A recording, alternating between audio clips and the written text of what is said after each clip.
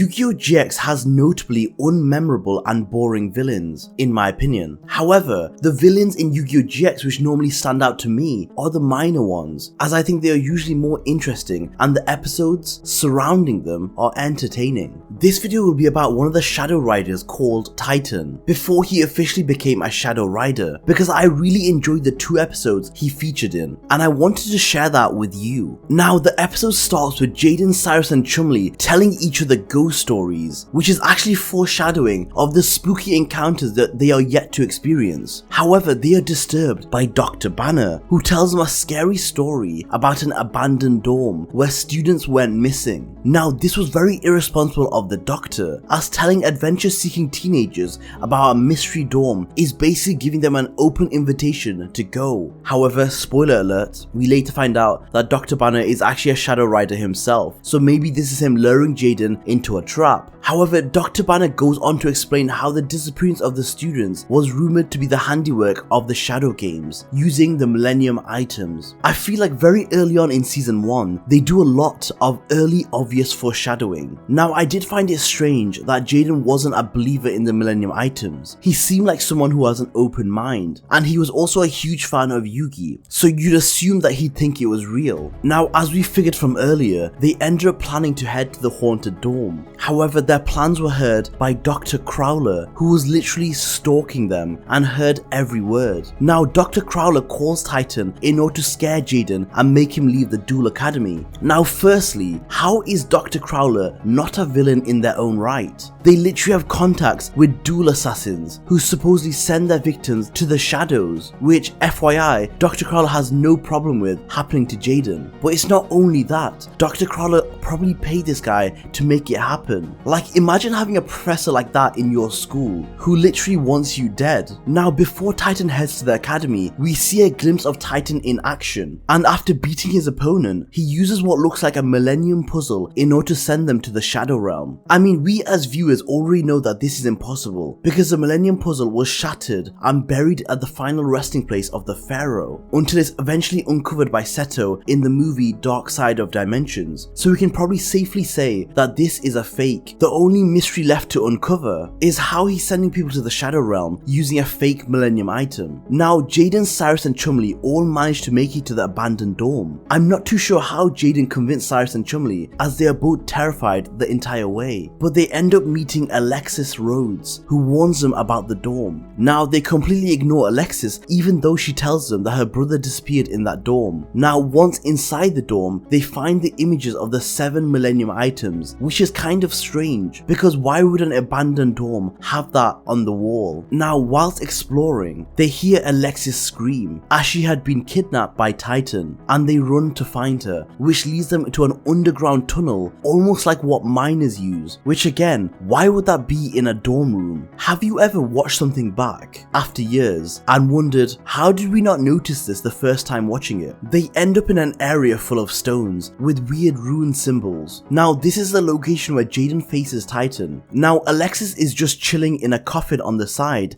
as a hostage. Can we also go back to the fact that Dr. Crowler pretty much agreed to Titan doing this and doing whatever he wanted on the island? Now, to fit the dark shadowy theme, Titan was playing Archfiends, which is a pretty cool archetype. Now, in all honesty, Titan is a pretty scary villain. I can see how he wins his games. He uses intimidation and fear, threatening them with the Shadow Games, which would probably not make you play your best and make you make mistakes as you're frightened, similar to the strategy that Panic used in Duelist Kingdom against Yugi. Titan was also very big and aesthetically looked pretty damn scary. His only downfall was that he was against Jaden, who was just fearless. I think if it was against anyone else, it would be a different story. Now, as the duel began, Titan used his fraudulent Millennium puzzle, and on closer inspection, the eye inside of the puzzle looked like a lizard eye, and the puzzle itself just looks kinda strange, further adding to the fakeness. However, regardless of the fact that it looks fake, it still deploys a shadow game, which is similar to the shadow game we see in Battle City with Marek, as he makes your body disappear as you lose more life points. However, each gimmick tactic just made Jaden more excited. Honestly, Titan was just truly unlucky to be facing Jaden of all people. Now, Jaden does something in this duel which literally never does again in the entire show, which is activating Mirror Force. If he owns Mirror Force, which is an incredibly powerful trap card, why not use it more throughout the show? Now, as the duel went on, the shadow game effects were taking a toll on Jaden. His mind became foggy and he is unable to keep dueling. However, his Wing Kribo card helps Jaden see that he wasn't actually in a shadow game and that he was being hypnotized by the fake Millennium Puzzle. And the next time Titan uses it, Jaden does a Kyber and throws a card at his problems. Jaden throws Elemental Hero Avion into the fake puzzle, which pierces it and destroys it. So you gotta ask yourself, what was the item made of that it was penetrated by a card? It must have been like jelly. Now, as soon as the fake puzzle got destroyed, the shadow game disappeared, as the hypnosis created by the puzzle was broken. Now, with the puzzle destroyed, Titan's personality also started to crack. Now, once Titan gets caught as a fraud, he attempts to escape midway through the duel. But this is where something interesting happens. A real shadow game takes place, and as the shadows take over Titan's body, his eyes began to glow, and Jaden still manages to defeat a possessed Titan. And after the duel concludes, Titan is taken by the shadows. Now, one thing I didn't enjoy about this episode was the fact that Alexis was a damsel in distress, when in reality she is a strong duelist in her own right. Now, the reason this episode intrigues me so much is that it connects strongly back to the original Yu-Gi-Oh! And it connects to the Millennium items. This episode opens up a lot of questions to the audience, which are paid off later in season 4. Now, I think Titan also deserves a lot of credit. I really like him as a villain, and I think they did well to bring him back later on in the series, instead of just forgetting about him. Who's your favorite villain in Yu-Gi-Oh! GX? Let me know in the comments down below.